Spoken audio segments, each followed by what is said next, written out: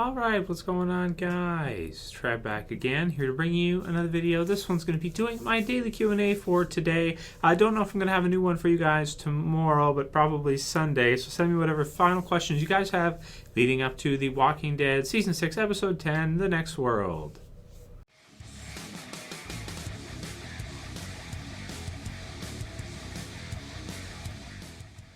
Yeah, so a lot of the questions we already answered because we've done quite a few Q&As this week. So I'll probably do like one more on Sunday, maybe not tomorrow, not sure. We'll just kind of see how it goes. And no offense to anybody whose questions weren't picked. Not many people private message them to me. Most people comment them, and if you comment them, I may or may not see them. So no offense if I didn't pick your questions, and yeah, my apologies. So this will just be kind of like a general one. Nothing in particular is like a video topic to start with. No crazy questions or anything like that are too intensive. First one is from Evan Johnson, and he says, "Hey Trev, I think I might have found a huge plot hole in The Walking Dead episode 9. Carl, Rick, Michonne, Father Gabriel, Ron, Jessie, and Sam start walking out into the zombie herd around midday, or maybe a little later. Then a few scenes later, it is night and almost pitch dark. They went from walking in bright sunlight to walking in darkness. That means it would have taken them a few hours to walk through the whole herd because the sun takes a few hours to set. This makes no sense and is obviously a major plot hole in the episode. Go ahead and include this in the next Q&A. So from Evan Johnson. And yeah, that's true. I did notice that actually too. I didn't mention it in my review or anything like that because when I watched it live, there's commercial breaks in between. So you may not notice that when they leave, it's bright out, and then and actually part of the way through after they've left, it's bright out, and then it kind of fades to black, so to speak, really quickly, and it's nighttime. That said, though, they did kind of have a change of plans. They were like going one way and then turned around and came back the other way. And they kind of split off. So, yeah, but you're right. That is true. I've seen it happen before. It wasn't as bad in this one as X-Men 3, the movie, Last Stand, when Magneto lifts the bridge, which is a pretty big movie. It's a pretty big scene when he lifts this big bridge and he drops it. It goes instantly from day to night. So it's even worse. It happens sometimes when they're filming that. They don't have that much time to get the episodes done. So it is what it is. But you're right. That is kind of a little mistake, I suppose, or just something you could notice. Next one's from Kevin Dooley, and he asked a question which we've kind of touched on briefly, and it is, what is the significance of Daryl being injured? He was stabbed in the back in one of the wings on his vest. Does this mean that he got his wings clipped? And we briefly mentioned this another day. It's from Kevin Dooley. Yeah, I think so. There's a lot of things around Daryl this season, especially in Always Accountable, and then again in this one, where they're putting quite a bit of emphasis on it.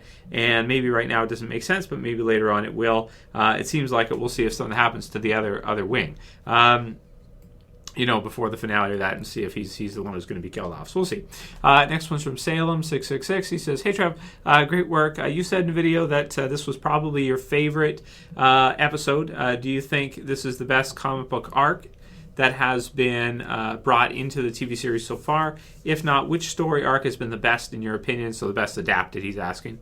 Also, cannot wait for Game of Thrones and your videos on that great show. Yeah, that's also something about that we're going to talk about coming up pretty soon. And that is, which should I kind of focus more on, Game of Thrones or Fear the Walking Dead? I think it's probably going to be Game of Thrones. I think so. Because Fear the Walking Dead, I'll be doing reviews for Fear the Walking Dead also, especially the premiere, finale, and all that good stuff.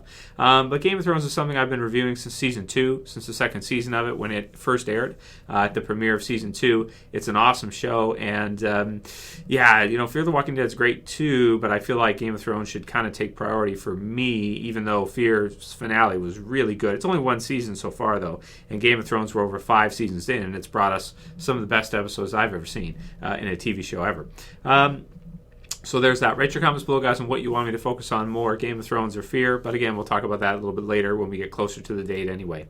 So his question here, which one was best adapted from the comics to the TV show?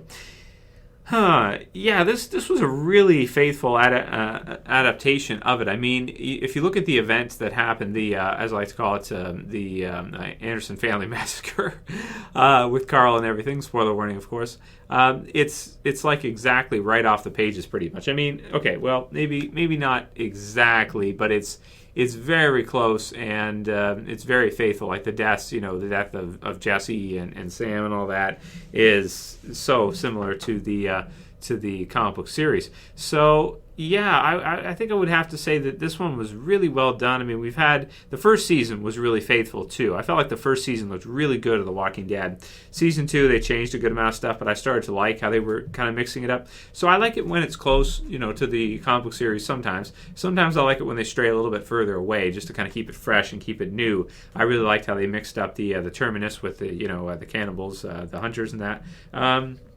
And I do like it when they switch things around. But this one was really well adapted. Yeah, it's hard to say like which one is the best adapted. Maybe the first season because it's just so iconic. Some of the shots and stuff, especially in the premiere episode, riding in on the highway on horseback, and that really really cool. Next one's from MOAB Panda01. He says, "Hey Trev, Q&A question. Do you think that episode 9 would have been a better mid-season finale than episode 8 was?" So yeah, but the thing is the way the story unfolded, I think they probably planned for that to be maybe the mid-season finale, but because of all the stuff, because they had the extended episodes. I mean, we had 2 episodes that were over the 60-minute block with commercials.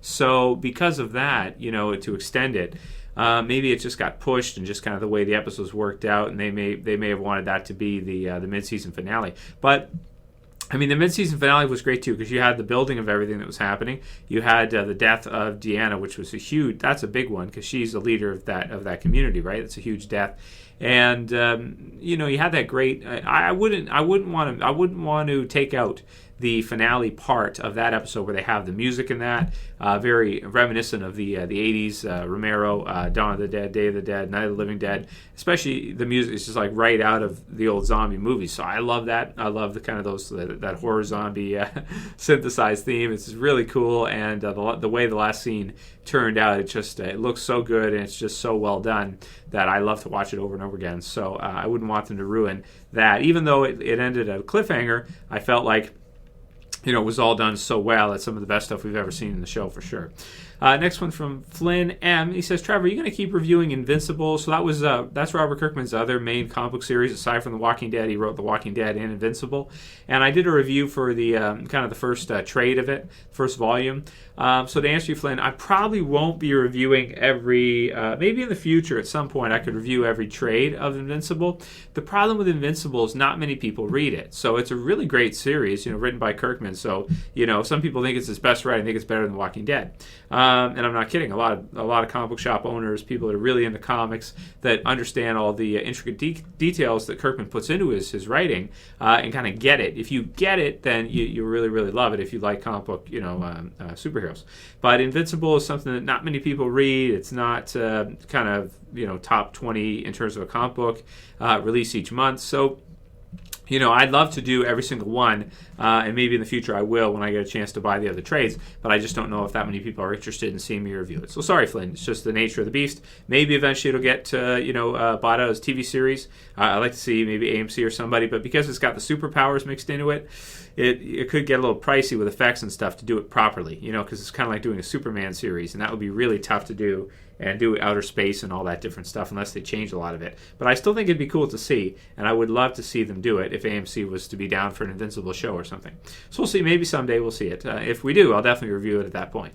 But until then, maybe not. Next one's from Jordan Arias. He says, hey, Trev, do you think we will see the start of a relationship with Carl and Enid? So I think so. Pretty soon I would think we're going to start to see that because, of course, Ron's dead now, and he did shoot Carl in the eye. so she's going to obviously feel bad for Carl, and the fact that he's dead is probably going to... Well, she's kind of got a nihilistic perspective anyway, so she kind of seems to think that, everybody was going to die anyway, so when she left... which Glenn was able to talk her out of. But yeah, we should see in the next couple of seasons start to see a relationship form more closely between Carl and Enid. So it should be good. Next one's from Jack Napier, and he's got a picture of the Joker in his profile. I like it. It's like a animated series Joker. He says, Trev, do you think that they may introduce the prisoner's room and the all life is precious idea as long-term? Let's see here. As long-term setup for when Rick lets... Okay, so he gets into some comic book-related spoilers here that I don't really want to get into, but Could the kind of idea for a prisoner having a prisoner's room and the all life is precious idea, could that be some setup for a future event in the comic book series? Yeah, I think so. And I do think, so I want to be clear about the Morgan debate. I don't think Morgan is wrong for necessarily capturing the Alpha Wolf and keeping him there. With regards to if they're just going to keep him in prison basically forever, if that's their idea. But I don't know. Like, you get kind of what they've been doing in the Walking Dead comic book series after the time skip. If somebody really gets out of line or somebody does something really bad, instead of giving them the death penalty, they'll put them in a cell, right, a holding cell. So with regards to that, yeah, that's fine. I don't have any problem with that. Killing them versus just locking them up and keeping them as a prisoner type deal. That's fine, and they can be maybe useful in some ways if they're kept as a prisoner there. The problem is that they're in a type of state right now where they're in such a state of scarcity and of just trying to survive themselves, that I don't know if they really have room to be keeping people prisoner, feeding them, and doing all that when they're so, like, next one's going to be for a supply run, next week, this episode. So, they're having hard enough time surviving on their own. To keep prisoners is pretty tough. Eventually you can make that switch once you, I think, have everything taken care of. But when you're in that kind of state of scarcity, I don't know if you really have, if it's okay to be keeping people as prisoners. Plus, Morgan didn't tell anybody that he had him there. And, that's a problem too, because I think that it should be something that they should discuss. And if they're going to put him down, because he almost got their doctor killed, or took her and did whatever he wanted with her, I guess. So even though he's changing at the end, they want us to sympathize with him. Don't be so easily swayed, people. Come on, that's all I'm saying. He still is like a mass murderer and responsible for all those deaths of everyone in Alexandria. And for No Way Out too. Next one is from Professor Foxtrot, and he says, "Hey Trev, many say that Daryl is an easy kill-off because they will no longer have to write him into the show. But this is no different from Glenn should he survive past season 6. I think brutally killing Glenn would only be justified because of the fake-out death. It's the only way to eliminate doubt of Glenn's demise." Your thoughts? Okay, so what are they going to do with Glenn is basically what you're asking. I don't know if they have a problem with writing in additional characters, because they've had Daryl since the first season. They've had Carol, who's been awesome for them, to write her. So I don't know if they have a problem with that so much, and if they pick people because it's just easy for the story afterwards. I don't think that's why. I think they write it a certain way to make it so that the story as per season keeps people watching. It keeps being great, and hooks new viewers as well too. So that's part of why the show has been a pretty fast pace, because they don't want it to fizzle out and kind of start to fade, which is a good thing, because we don't want that, and then the show get canceled or something. But yeah, so what will they do with Glenn if Glenn is to survive this season? Well, I think they could, there are going to be chances in the future probably to use the character for a death as well. Even though I'd like to see him survive on permanently, I don't think that Glenn will be like a long-term, I mean, he's a long-term survivor, but a survivor that's going to be there in I don't know, another 5 or 6 seasons or something. Maybe if he survives season 6, season 7, season 8, well, maybe season 8, let's go with, could be a season where we see him being killed off at some point around there, or 9, something like that. I don't know if Glenn's going to survive, going forward permanently, even though I'd like to see it. But same with Daryl, I'd like to see Daryl survive on permanently, but we'll have to see if that happens. Okay, we'll do one more. This one's from Clayto Florio. Hey, Trev, got a question for your Q&A. Do you think we will ever learn the Alpha Wolf's real name? I'd love to know your thoughts on this. I think he asked us before the episode aired. He's dead now, of course. So, no, we probably won't. Not that it really matters anyway, because he's not really... He's more animalistic than he is like a human being. I mean, he's more...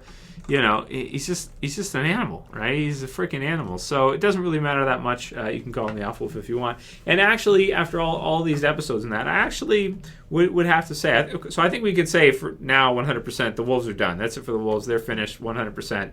But they actually turned out to be pretty good in the end. With him escaping again afterwards, I thought it was a pretty good story. And it worked out pretty well. And he ended up being a pretty good villain. Even though he's not a super strong villain like the Governor or somebody like that, he ended up being pretty strong, and the Wolves being a pretty good threat, and it ended up being a pretty good story, I think, overall.